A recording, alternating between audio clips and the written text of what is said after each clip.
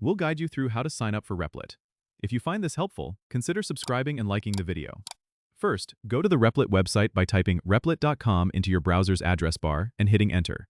Once you're on the home page, look for the Sign Up button, which is usually located at the top right corner of the page. Click on it, and you'll be redirected to the Sign Up page.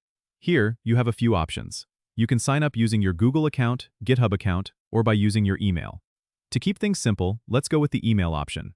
Enter your email address in the provided field, choose a username that you like, and create a strong password. Make sure your password is something secure, but also something you'll remember. After entering this information, click on the Sign Up button.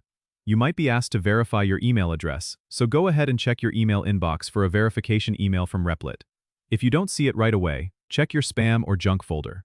Once you find the email, click on the verification link to confirm your email address. After verifying, you'll be redirected to your Replit dashboard, where you can start exploring and creating projects. Replit is a fantastic platform for coding, collaborating, and deploying code all from your browser, making it a great tool for both beginners and experienced developers. That's all you need to do to get started with Replit. Don't forget to subscribe and comment if this helped you out.